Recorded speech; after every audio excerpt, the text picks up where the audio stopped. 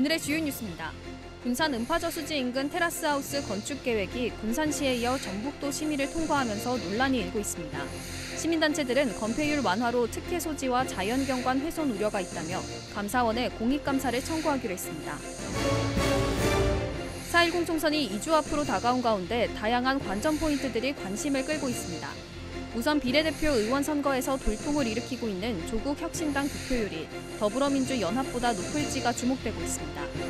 새로운 미래와 진보당 등 제3지대 선전 여부와 여당인 국민의힘 득표율도 관심입니다. 하지만 민주당 독주 현상으로 뜨지 않고 있는 선거전에 따라 투표율이 저조할 수 있다는 우려도 나오고 있습니다.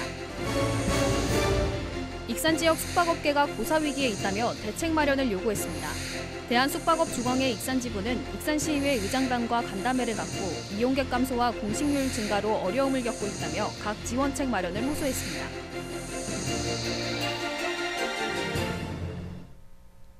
여러분 안녕하십니까? 3월 26일 화요일 종합뉴스입니다. 군산 은파저수지 인근에 지어지는 테라스하우스가 군산시에 이어 전북도 심의를 통과하면서 논란이 일고 있습니다. 사업자가 낸 건폐율 완화가 그대로 받아들여지면서 특혜 소지와 자연경관 훼손 우려가 있다는 건데요.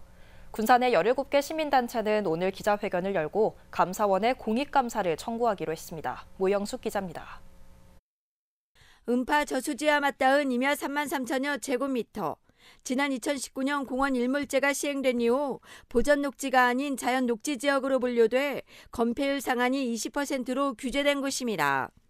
하지만 한 민간 사업자가 이곳에 180여 세대의 공동주택을 짓겠다고 낸 계획이 군산시와 전북도 심의를 통과하면서 개발이 가능해졌습니다. 이 사업자가 낸 건폐율 29%가 그대로 받아들여진 겁니다. 쉽게 말해 기존 건물보다 평수를 더 늘릴 수 있게 된 건데 개발 이익도 커질 수밖에 없습니다. 하지만 자연 녹지 지역에 아파트를 짓는 것은 공공이익을 저버리고 특혜 우려가 있다는 지적이 나오고 있습니다. 시민단체는 최소한의 소규모 환경 영향평가도 거치지 않고 은파 호수공원의 자연훼손이 불가피하다는 입장입니다. 사업자를 위한 건폐율만이 아니라 시민들과 자연 환경을 보존하고 지켜내기 위한 소규모 환경 영향평가도 지침을 준용하여 실시했어야 함에도 불구하고 소규모 환경 영향평가는 실시하지 않았습니다. 특히 인구가 급증한 것도 주택 공급률이 부족한 것도 아닌데 규제 완화는 특혜 소지가 있다고 제기했습니다.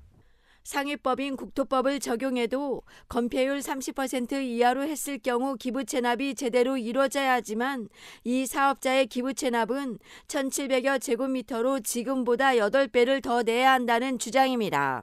약 15,000제곱미터를 기부 체납을 해야 됩니다.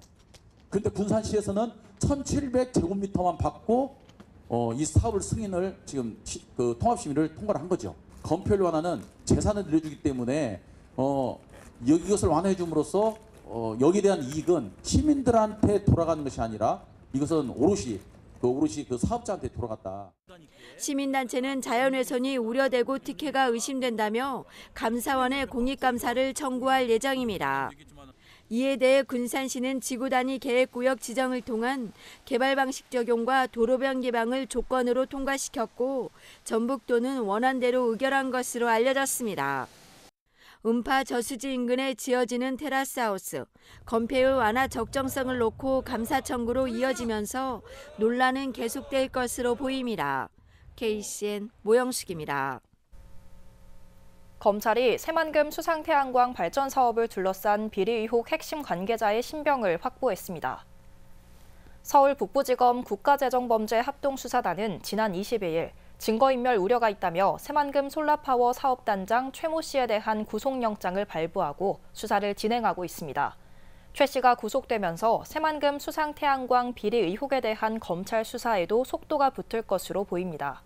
검찰은 지난 1월 사업 추진 과정에서 부당계약을 맺었다는 의혹과 관련해 한수원 본사와 현대글로벌 사무소, 새만금 솔라파워 사무실 등을 압수수색했습니다.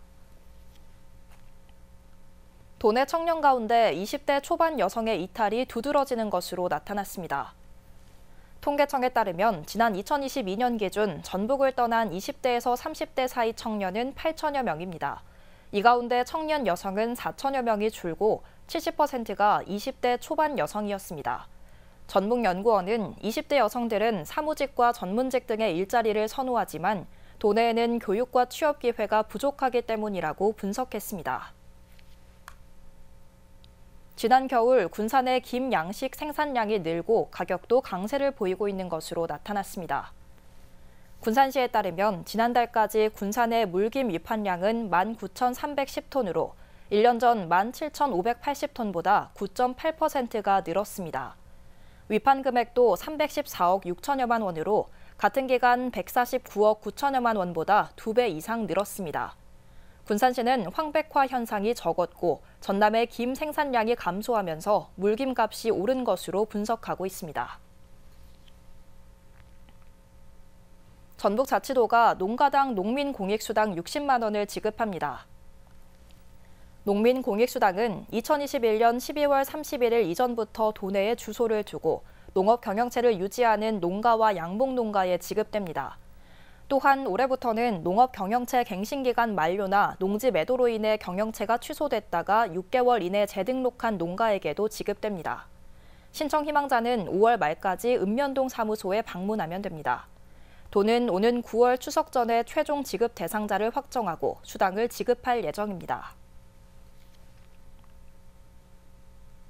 군산 창업 희망 키움 7기 청년 창업가들이 최종 선정됐습니다. 군산시는 지난 2월 3일부터 17일간 모집한 창업 희망 키움 7기에 지원한 43명 가운데 11팀을 선정했다고 밝혔습니다.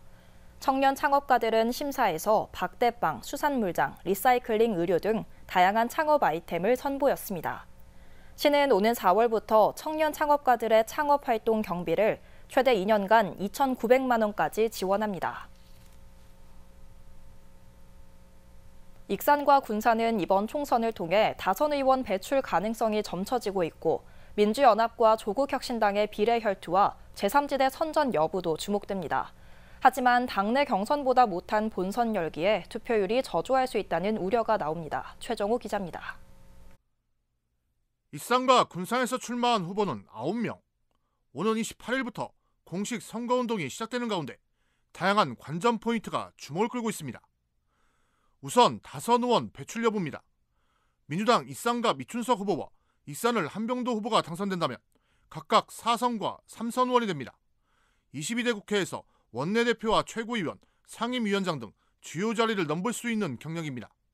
제21대 국회의원들한테 실망을 한 거는 존재감이 없다 이런 부분이고요. 왜 그러냐면 새만금 관련 예산이나 각종 정부 정책에서 전라북도가 밀리고 있고 비례대표 경쟁이 치열한 민주연합과 조국혁신당의 득표율 경쟁이 유권자의 관심을 끌고 있습니다.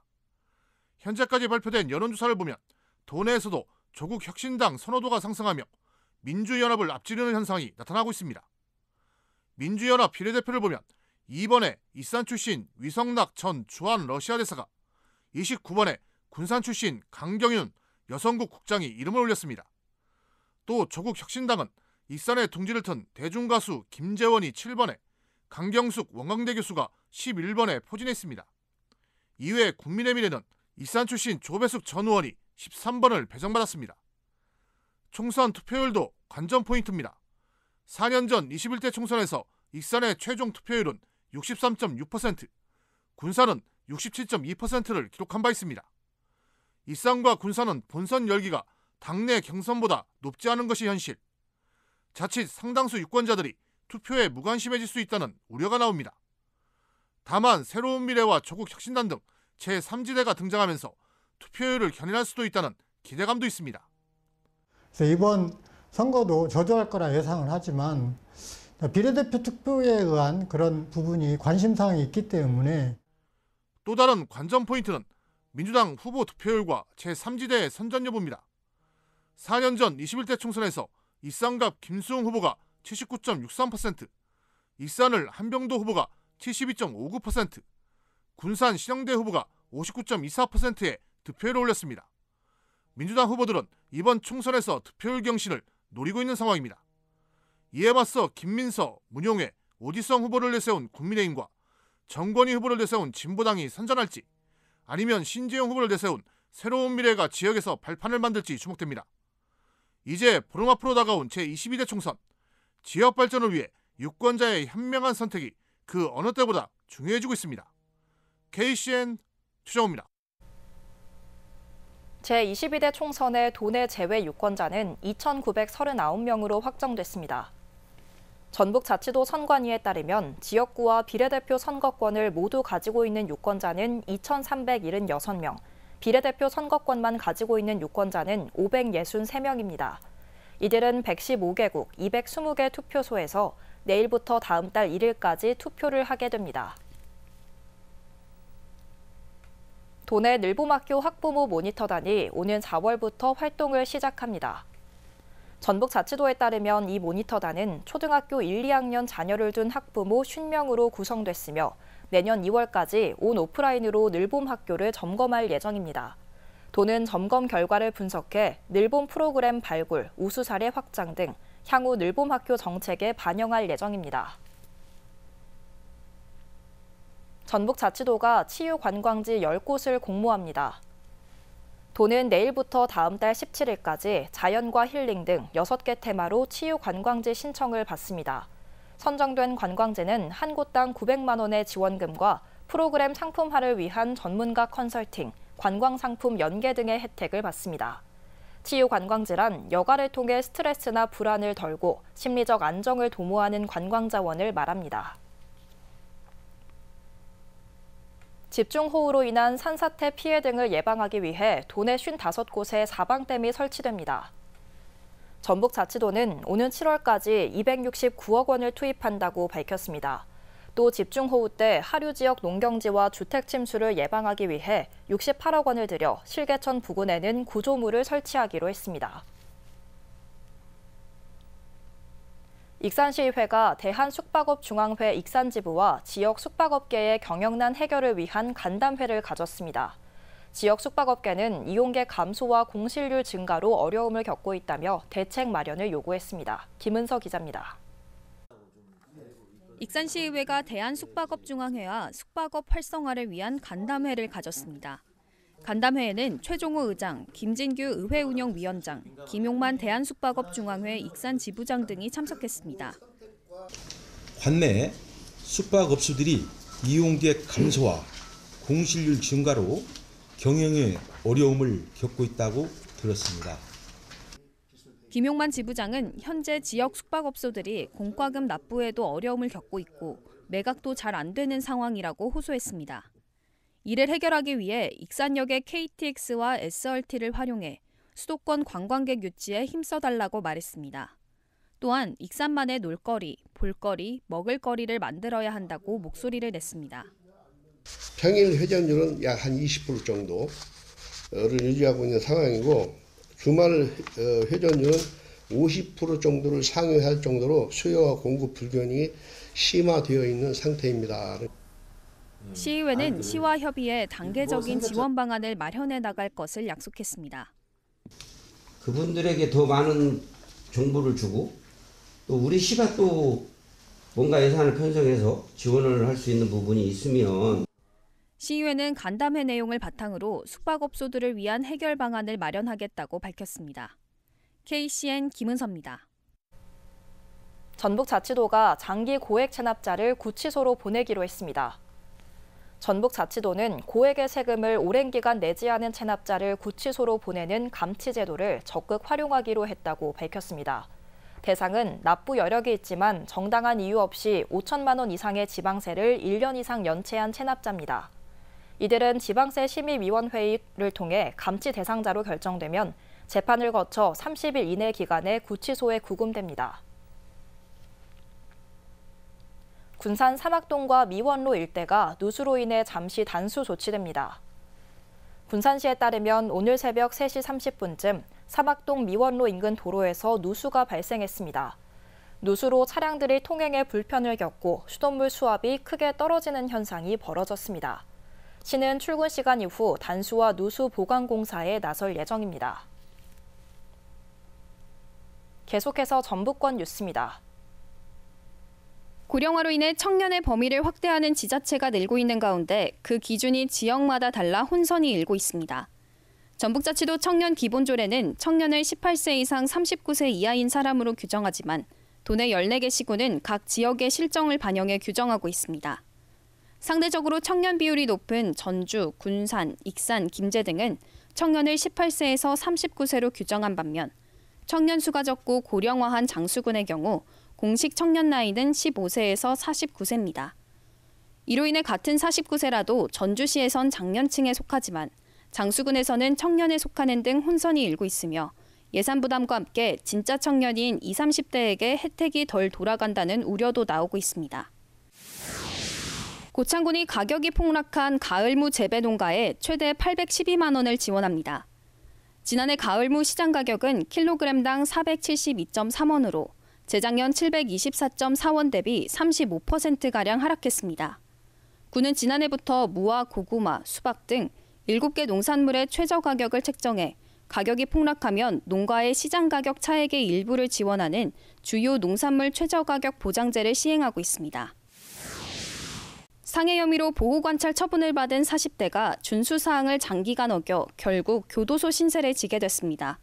법무부 전주보호관찰소는 보호관찰 등에 관한 법률을 위반한 A씨에 대한 집행유예 취소 신청이 법원에서 인용됐다고 밝혔습니다. A씨는 2022년 6월 상해죄로 기소돼 징역 1년 6개월에 집행유예 2년, 그리고 2년간의 보호관찰을 선고받았지만 보호관찰 기간 중 가정폭력을 저지르고 주거지를 무단으로 이탈한 채 약 8개월간의 도피 생활을 이어왔습니다. 전주보호관찰소는 최근 A씨를 구인하고 조사 결과를 토대로 법원에 징역형의 집행유예를 취소해달라고 요청했고 법원이 이를 받아들이면서 A씨는 앞으로 1년 6개월간 교도소에서 징역형을 살게 됐습니다. 지금까지 전북권 뉴스 김은서입니다. 익산시가 오늘 종합상황실에서 고등직업교육혁신위원회를 갖고 고등직업교육 거점지구 3차년도 사업을 논의했습니다. 올해 3차년도 사업은 아동돌봄 체육지도사와 코딩 지도사 자격증 과정, 애견 토탈 양성 과정 등이 진행될 예정입니다. 고등직업교육 거점지구 사업은 그린바이오와 돌봄 서비스 분야에서 지역 맞춤형 인재를 양성하는 것으로 익산시와 원광보건대, 익산상공회의소, 익산교육지원청 등이 협력체계를 구축하고 있습니다. 제16대 군산대 교수평의회 의장에 간호학부 조혜영 교수가 취임했습니다. 교수평의회는 학부 등에서 선출된 28명의 교수로 구성됐고 의장단과 3개의 전문위원회를 두고 있습니다. 조 의장의 임기는 오는 2026년 3월 24일까지입니다. 지난해에 이어 올해도 익산 시민들은 자신이 원하는 미술 강의를 받을 수 있습니다. 익산시에 따르면 1시민 1미술 프로젝트에 참여할 18세 이상 시민을 4월 14일까지 모집합니다. 같이 배우고 싶은 사람들과 최소 5명 이상, 최대 10명까지 한 팀을 구성해 신청하면 됩니다. 1시민 1미술 프로젝트는 오는 8월까지 15주에 걸쳐 미술 강습이 진행됩니다. 더욱 자세한 사항은 익산시 문화도시 지원센터 누리집을 이용하면 됩니다. 다음은 우리 동네 소식입니다.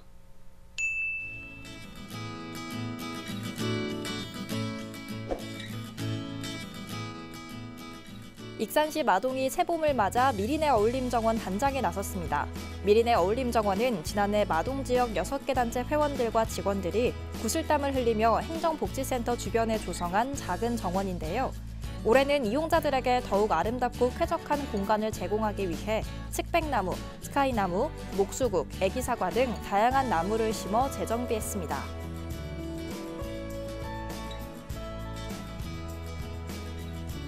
군산시 나운삼동 지역사회보장협의체가 관내 고립 중장년층을 지원하기 위한 온기 프로젝트를 시행합니다.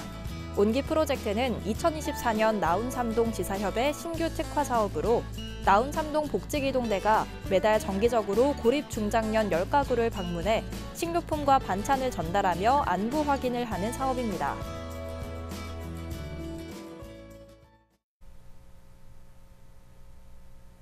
이어서 내일의 날씨입니다.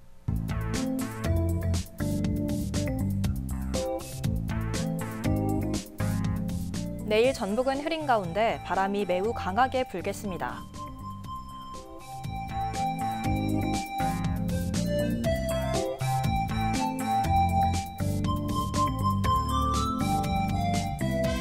기온은 1도에서 17도 사이의 분포를 보이겠습니다.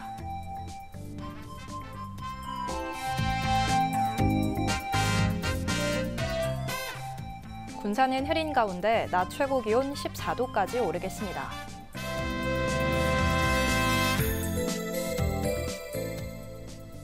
익산도 흐리고 기온은 16도까지 오르겠습니다.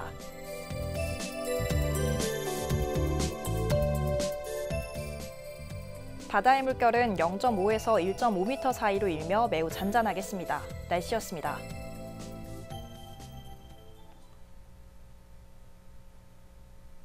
이상으로 KCN 종합뉴스를 마칩니다. 정확한 보도로 늘 함께하겠습니다. 시청해주신 여러분 고맙습니다.